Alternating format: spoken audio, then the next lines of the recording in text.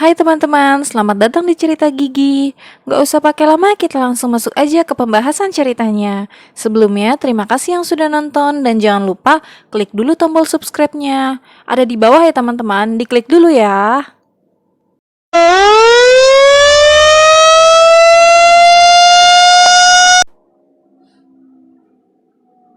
Sekitar 1000 tahun yang lalu, lahirlah sebuah roh jahat yang selalu menyebabkan kehancuran.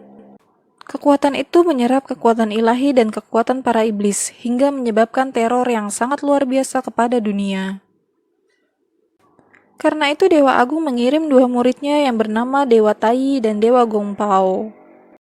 Tai adalah seorang murid yang terlihat ceroboh dan suka bermalas-malasan, namun sangat dipercaya oleh guru. Sedangkan di sisi lain, Gongpao adalah murid yang cerdas dan ahli banyak jurus. Namun hatinya selalu dipenuhi rasa iri dan benci. Walaupun keduanya memiliki kekuatan yang sangat hebat, namun mereka tak bisa berbuat banyak dalam melawan kekuatan Mutiara Kehancuran. Dan sejak saat itu, Mutiara Kehancuran terus melepaskan teror yang sangat mengerikan bagi dunia. Hingga akhirnya, Dewa Agung memutuskan dengan terpaksa menggunakan senjata pusakanya untuk membakar monster tersebut.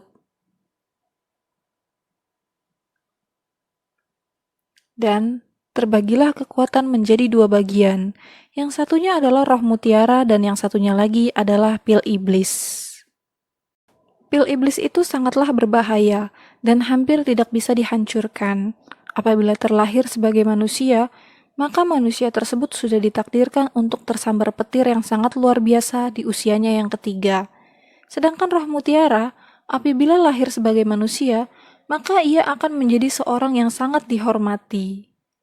Karena sudah banyak berjasa kepadanya, Dewa Agung memutuskan untuk memberi roh mutiara tersebut kepada anak ketiga Komandan Li. Komandan Li adalah manusia biasa, namun ia memiliki karisma dan kebijaksanaan yang tinggi. Tugas ini pun diberikan kepada Tai, dan apabila berhasil sesuai kebajikannya, ia pun akan bergabung dengan 11 makhluk keemasan di langit. Gongpao merasa sangat iri melihat hal tersebut, karena ia merasa lebih pantas mendapatkan tugas itu. Namun ia tidak bisa berbuat banyak. Beberapa bulan kemudian, istri Komandan Li pun akan melahirkan, dan anak yang lahir dari roh mutiara tersebut diberi nama Necha.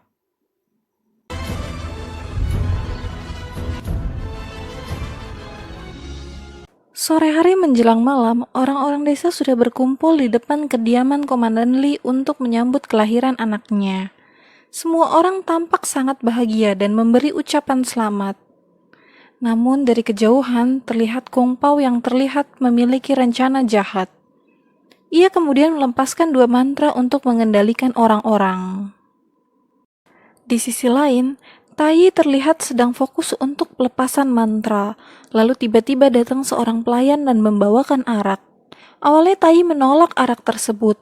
Namun lama-lama Tai tergoda dan langsung meneguk isi arak tersebut.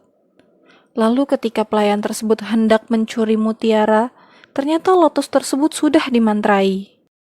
Dan hanya Tai yang dapat membuka lotus tersebut.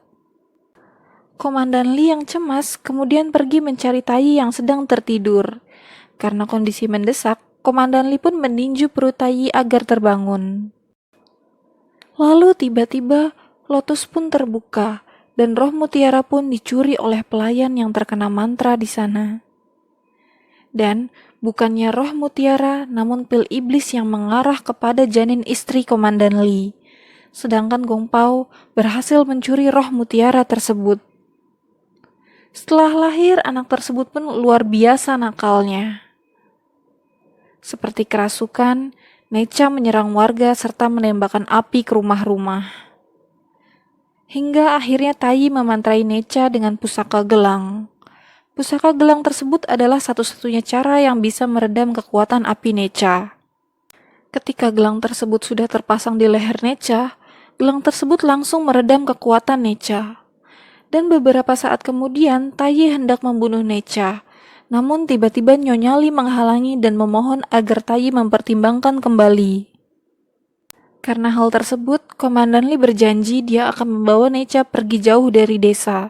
Dan apabila Necha datang mengganggu warga desa, maka Tayi sebagai saksi akan memberikan hukuman kepada Komandan Lee atas perbuatan Necha.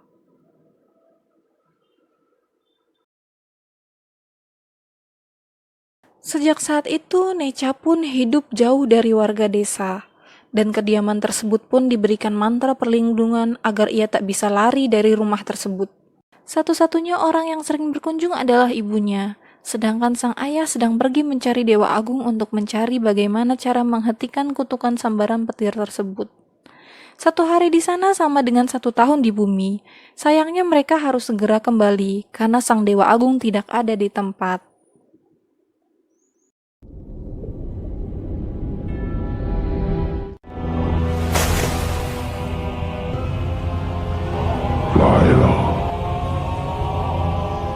Di sisi lain, Gong Pao pergi ke istana naga di timur laut. Mereka adalah makhluk-makhluk perkasa yang diberikan gelar Raja para Naga. Di bawah istana api terdapat ribuan makhluk jahat yang dikurung, sehingga para naga yang dulunya perkasa merasa mereka juga dikucilkan dan dipenjara bersama makhluk-makhluk jahat tersebut. Kini mereka pun ingin membalas dendam. Dan beberapa saat kemudian, Raja Naga mengeluarkan sebuah telur. Dan telur tersebut ditanami roh mutiara.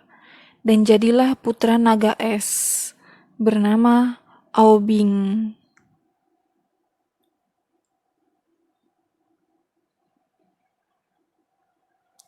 Karena merasa sangat kesepian, Necha sangat senang saat ibunya datang untuk bermain dengannya.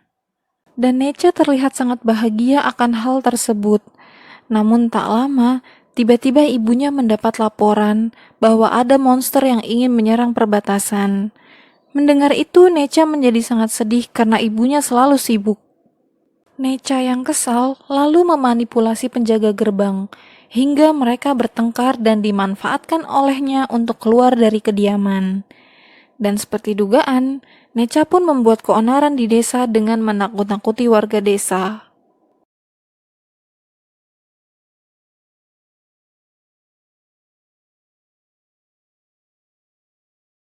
Hingga akhirnya, salah satu dari gerombolan anak-anak mengatai Necha adalah iblis. Dan itu pun membuat Necha sangat marah dan menendangkan batu ke arah mereka. Beruntung ayahnya dan Tayi telah kembali ke bumi, segera menyelamatkan segerombolan anak-anak tersebut. Kapten Lee yang marah kemudian berdiskusi. Sepertinya bagaimanapun juga Necha pasti bisa lolos jika hanya dijaga di sini. Ibunya mengusulkan agar mereka berhenti bekerja untuk menemani Necha.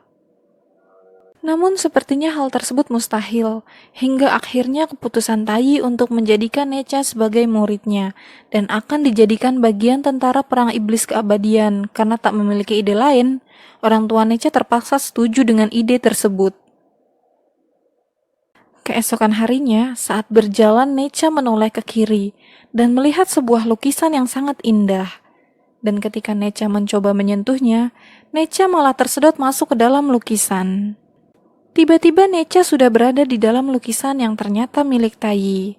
Di dalam lukisan tersebut, Tayi bisa membuat seluruh pemandangan dengan kuas ajaibnya.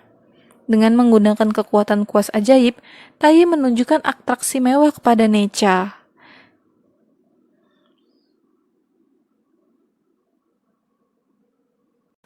Sejak saat itu Necha tertarik dengan alat-alat pusaka dan teknik perperangan.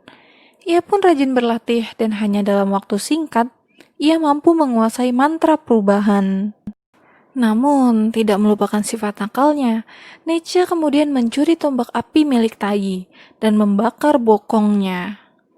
Untungnya kedua orang tua Necha segera muncul dan membantu Tayi. Karena kelakuan Necha sangat nakal, akhirnya kedua orang tuanya berkata, jika sebenarnya Necha adalah roh mutiara, yang seharusnya sangat disukai warga. Namun dulu ia tak sengaja melukai warga karena masih belum bisa mengendalikan kekuatan apinya. Necha pun diarahkan dan dilatih untuk membantu warga melawan iblis yang mengganggu mereka. Dan apabila berhasil, tentu warga akan bisa menerima Necha kembali.